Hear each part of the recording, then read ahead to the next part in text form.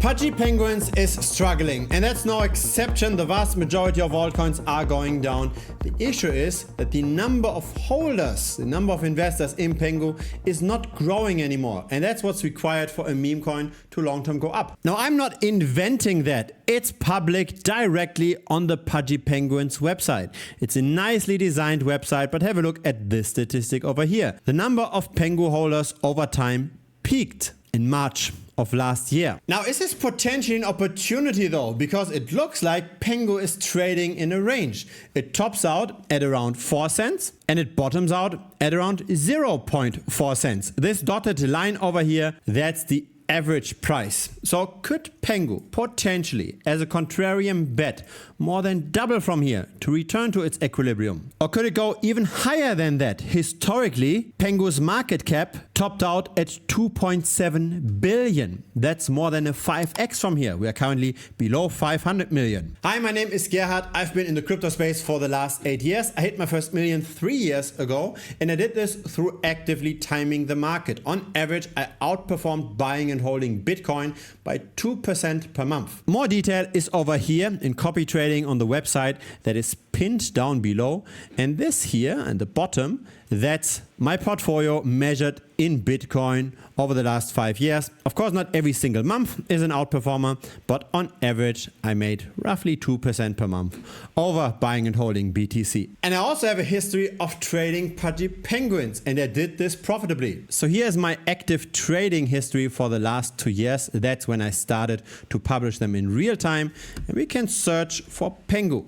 Now again, not every single trade is profitable, but on average, this was also roughly 5% per trade, which is the historical average over those last 173 trades. And so how realistic is it that we see at least a doubling in the PENGU price? Let's have a look at the data most people aren't considering. Please don't get distracted by the noise on Twitter.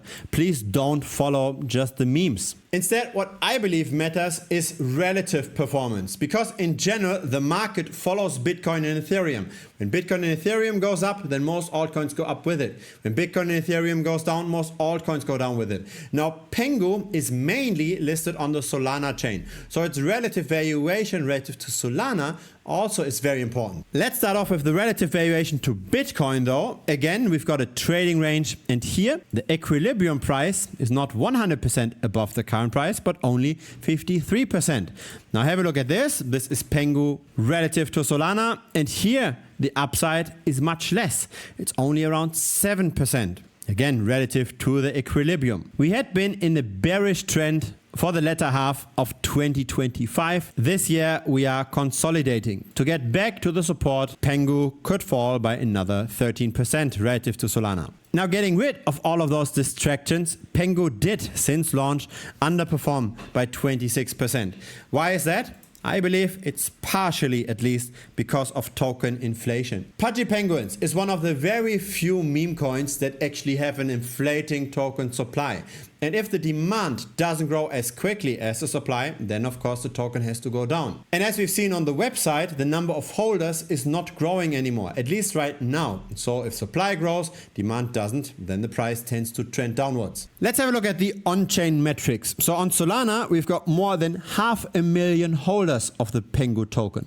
Now what we see here on the left, that's the number of holders with at least 100,000 PENGU tokens. That's currently worth roughly $1,000 worth of the token. So that's the retail investor. If we filter by all of the wallets that have at least $1,000, there's only 9,500 such wallets left. So we've got 500,000 wallets in total, but only a bit over 9,000 of them have actually $1,000 worth of the token.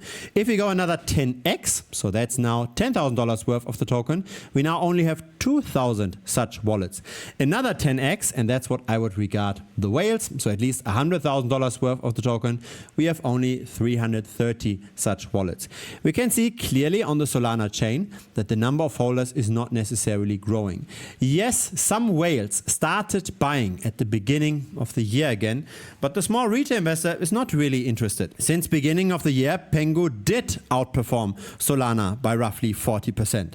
Now, is this a coincidence? Did the whales actually push up the price? And are they going to continue to accumulate? That's a big question mark. Let's have a look at the trading volume. So we have 10 million worth of trading volume on the spot market in the last 24 hours and 40 million on the perpetual futures market. Now, usually we do see more trading volume on the perps relative to spot because perpetual futures have less trading fees. 4 times more trading volume on perps relative to spot actually is not that high. So there's not a lot of short-term manipulation or short-term leverage in PENGU right now. Let's have a look at this in a bit more detail. So we've got a relatively balanced funding rate right now. So there's the same amount of long and short investors that currently trade Pudgy penguins on the perps. When we look at the open interest, so the number of bets on the PENGU price, that's rather low right now. And that's a potential opportunity because once leverage enters the token, that's also when the price is going up.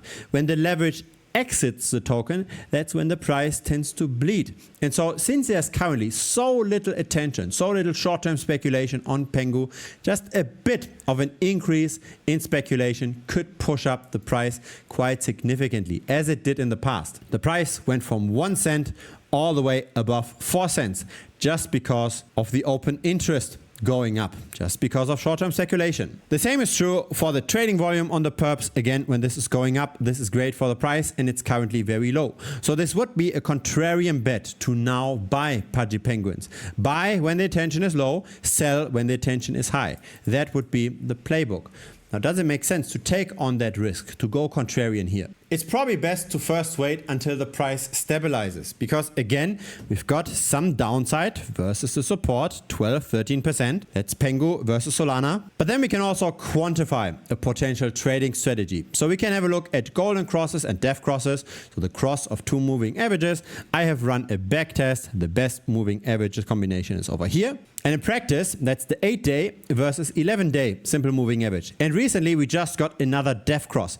This, by the way, here, when we got the death cross before and then subsequently the golden cross, this was the recent profitable trade in PENGU. So this 10% trade, that was exactly based on that strategy. So have a look at the Telegram messages. This is when we entered the PENGU short. So that was on the 8th of May when we got our death cross.